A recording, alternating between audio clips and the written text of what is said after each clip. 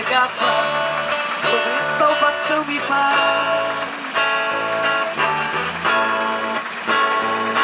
Ele andava pelo mar da Galileia, com o seu jeito amoroso de falar.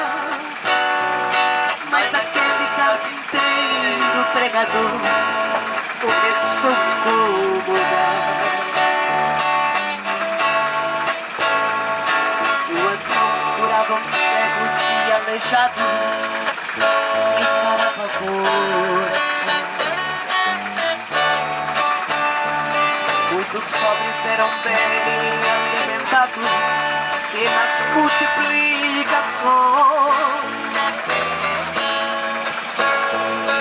os necessitados vinham aos seus pés, esperando um milagre conseguir. E com isso os inimigos se levantaram e vieram lhe ferir.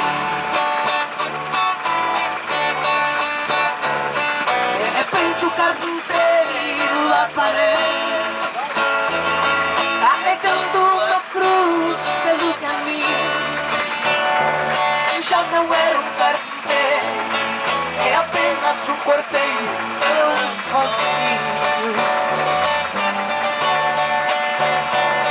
No Calvário foi subindo devagar, derramando sangue quente pelo chão.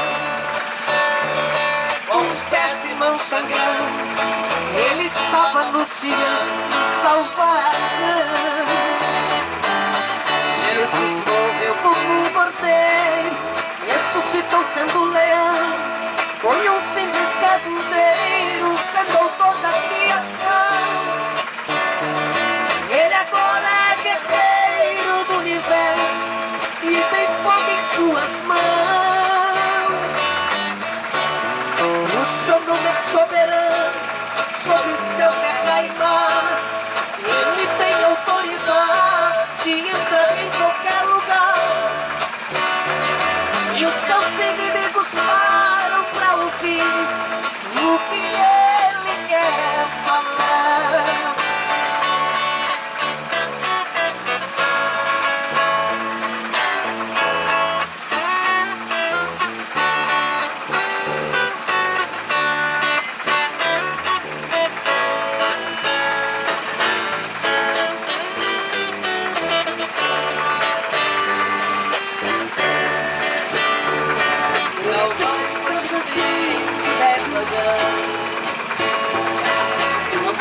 Sangue quente pelo chão,